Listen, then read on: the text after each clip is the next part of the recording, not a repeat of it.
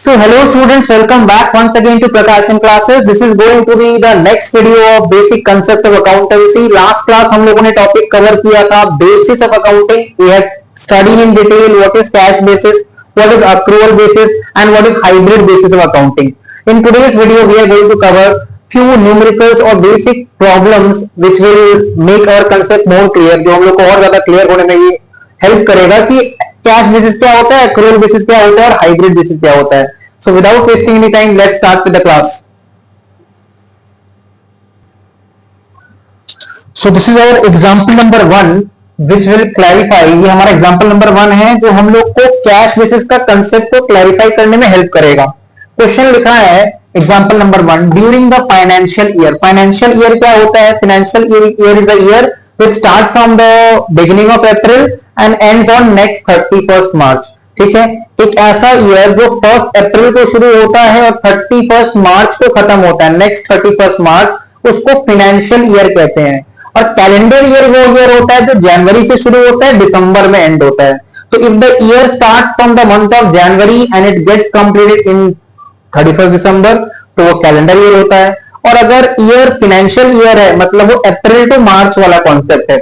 तो during the financial year 2024-25 financial year मतलब the year start from the first day of April 2024 and end on 31st March 2025, 12 महीना.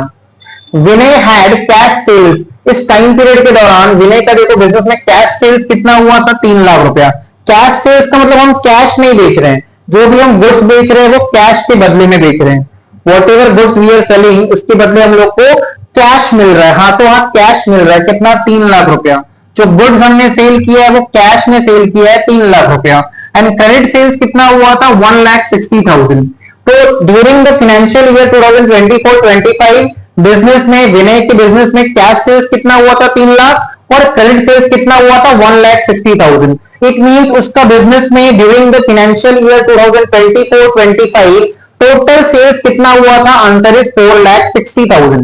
विनय के business में total sales कितना हुआ था? 4,60,000. His expenses for the year were rupees 2,70,000. उसका expenses कितना था? 2,70,000, जिसमें से out of which 80,000 is still to be paid. तो टोटल एक्सपेंसेस था पूरा साल का फाइनेंशियल ईयर 2024-25 का 2,70,000, जिसमें से 80,000 का पेमेंट उसने अभी तक नहीं किया है. टोटल एक्सपेंसेस है 2,70,000, जिसमें से उसने अभी तक 80,000 का पेमेंट नहीं किया है. तो उसने कितने का पेमेंट कर दिया है? आंसर इज 2,70,000 टोटल एक्सपेंस है, जिसमें अभी तक उसने 80,000 का पेमेंट नहीं किया है. इट मींस उसने कितने का पेमेंट कर दिया? रिमेनिंग 1,90,000 का. हमको निकालना है फाइंड आउट विनेस इनकम. उसका इनकम निकालना है, नेट इनकम निकालना है. इनकम का मतलब ही होता है नेट इनकम, मतलब नेट प्रॉफिट. बिजनेस में प्रॉफिट कितना हुआ? Net income for the year 2024-25 following the cash basis of accounting. मतलब कैश बेसिस ऑफ अकाउंटिंग को फॉलो करते हुए यहाँ पे हमको नेट इनकम निकालना है. तो हम यहाँ पे लिखेंगे computation of net income of Vinay for the year 2024-25. Computation of net income of Vinay for the year 2024-25. इसके नीचे हम लोग लिख देंगे पर्टिकुलर्स. पर्टिकुलर्स का मतलब होता है डिस्क्रिप्शन, इंफॉर्मेशन. पर्टिकुलर्स और एक अमाउंट का कॉलम. ठीक है, पर्टिकुलर्स और एक अमाउंट का कॉलम. इस तरह से हम लोग लाइन ड्रॉ कर देंगे.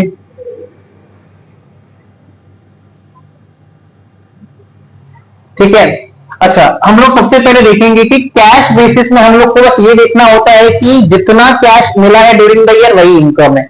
मतलब कैश बेसिस में क्रेडिट सेल्स को इनकम कंसीडर नहीं करते हैं, क्योंकि क्रेडिट सेल में जब हम गुड सेल करते हैं ना, हाथों हाथ कैश नहीं मिलता है.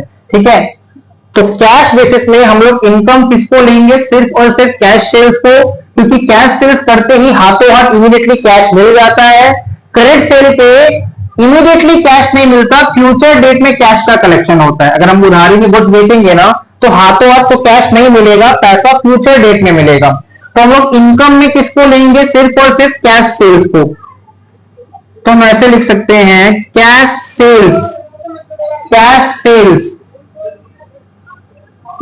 3 लाख रुपया। इनकम कैसे निकालते हैं, सेल्स माइनस एक्सपेंसेस, है ना, सेल्स माइनस एक्सपेंसेस लेस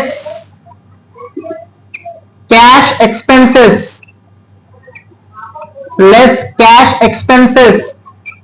देखो पूरा साल का एक्सपेंस ऐसे तो 2,70,000 है, जिसमें से अभी तक अनपेड है 80,000। 2,70,000 में अगर 80,000 अनपेड है तो उसमें एक्चुअल में पेमेंट कितना किया, 1,90,000। 1,90,000 उसमें एक्चुअल में पेमेंट किया है। पूरा साल में उसमें जो गुड्स सेल किया है हाथों हाथ इमीडिएटली कैश मिल गया, कितना, 3 लाख रुपया। पूरा साल में जो क्रेडिट सेल हुआ है वो इनकम नहीं है। हाँ, क्रेडिट सेल से जो कलेक्शन हुआ होगा वो इनकम है, बट वो इंफॉर्मेशन क्वेश्चन में नहीं दिया हुआ है। तो कैश सेल्स को इनकम मानेंगे, और कैश एक्सपेंसेस मतलब जिस एक्सपेंस के कारण कैश का आउटफ्लो हुआ है उसको एक्सपेंस मानेंगे। तो कैश सेल्स 3 लाख और कैश एक्सपेंसेस 1,90,000, तो net income, net income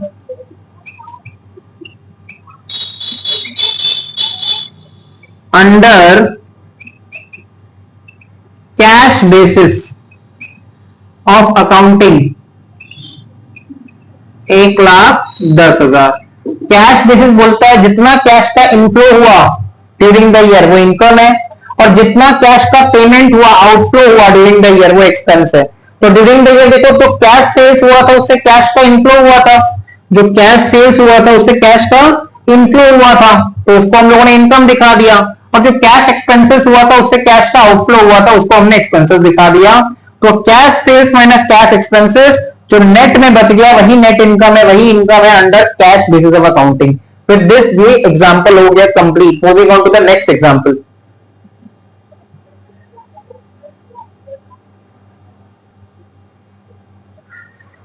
Moving on to the next question, that is question number 2, example number 2. During the financial year 2025-26, financial year 2025-26 मतलब first day of April 2025 financial year का पहला दिन, और 31st March 2026 financial year का आखिरी दिन। Financial year मतलब a year which starts from the first day of April and which will end on 31st March। तो 25-26 financial year में Swapnil had cash sales of ₹5 lakh। तो स्वप्निल एक सोल प्रोप्राइटर है जिसका कैश सेल्स कितना हुआ था ड्यूरिंग द ईयर, 5 लाख रुपया। ड्यूरिंग द ईयर इसने 5 लाख रुपया का कैश सेल्स किया था, और ड्यूरिंग द ईयर इसने क्रेडिट में भी सेल किया था 2 लाख रुपया का गुड्स। तो इसका टोटल सेल्स कितना हो रहा है हिसाब से देखा जाए पूरा साल का, 7 लाख। 5 लाख का कैश सेल्स है और 2 लाख का क्रेडिट सेल्स है। तो हम लोग मर्ज करेंगे तो टोटल सेल्स कितना हो रहा है, 7 लाख। ये इनकम उसने अर्न किया है, ठीक है, income earned during the year. Income earned मतलब उसको पैसा लेने का राइट बनता है। कैश सेल्स का पैसा तो उसको मिल ही गया है, पर क्रेडिट सेल में जो उसने गुड्स किया है 2 लाख रुपया का, उसका पैसा उसको नहीं मिला है। ऑल्दो ये इनकम उसने अर्न कर लिया है, द मोमेंट उसने गुड्स सेल किया है उसको पैसा लेने का राइट आ चुका है। His expenses for the year was ₹3 lakh. पूरा साल का एक्सपेंसेस कितना था, 3 lakh, of out of which ₹1 lakh is still to be paid. पूरा साल का एक्सपेंसेस था 3 लाख रुपया, आउट ऑफ जिसमें से 1 लाख रुपया अभी भी उसको पेमेंट करना बाकी है। मतलब उसने एक्चुअल में एक्सपेंसेस का कितना पेमेंट किया है, 2 लाख रुपया। पूरा साल का उसका एक्सपेंसेस है 3 लाख, और उसमें से 1 लाख रुपया अभी भी उसको पेमेंट करना बाकी है। मतलब उसने एक्चुअल में एक्सपेंसेस पेमेंट कितना किया है ड्यूरिंग द ईयर, 2 लाख रुपया। Find out Swapnil's income for the year 2025-26 following the accrual basis of accounting. उसका इनकम निकालना है हमको फॉर द ईयर 2025-26। तो लिखेंगे computation of Swapnil's net income. Income मतलब ही net income for the year 2025-26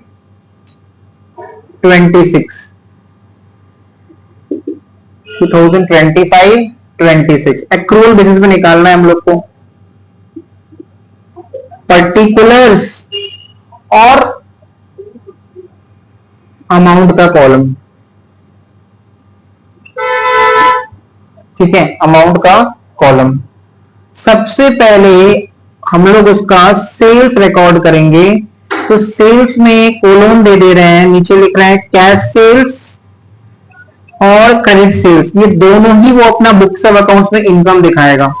cash sales का पैसा तो उसको हाथों हाथ रिसीव हो चुका है, और क्रेडिट में जो उसने गुड सेल किया है उसका पैसा उसको भले अभी तक नहीं मिला है, फिर भी वो उसको अपना बुक्स ऑफ अकाउंट्स में as per accrual basis income दिखा सकता है।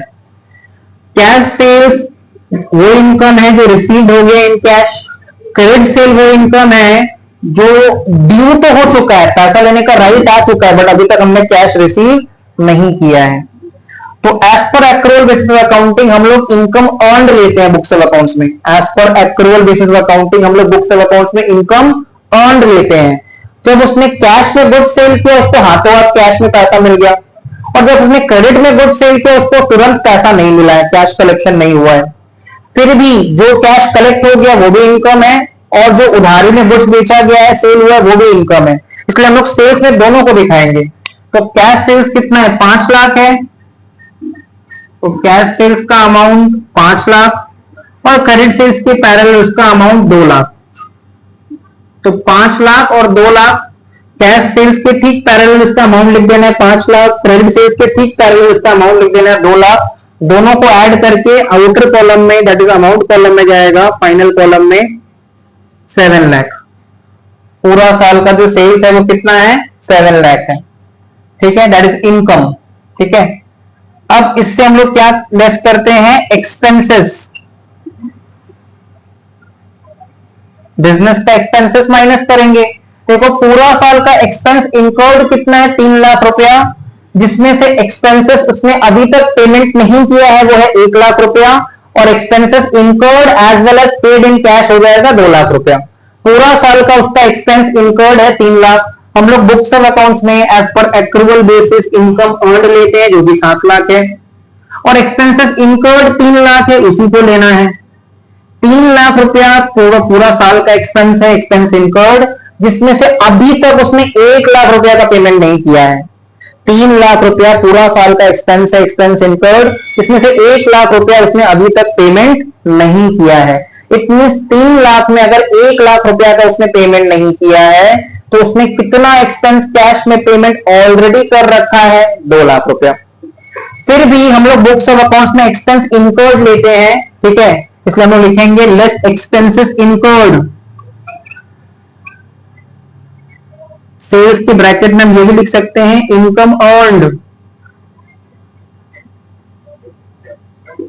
ठीक है, लेस एक्सपेंसेस इनकर्ड। तो लेस एक्सपेंसेस इनकर्ड में ऐसे दिखाएंगे ताकि हम लोग को समझ में आए। 2 लाख रुपया वो एक्सपेंस है जिसका पेमेंट हो चुका है कैश में, और 1 लाख रुपया वो एक्सपेंस है जिसका पेमेंट अभी भी नहीं हुआ है, पेंडिंग है।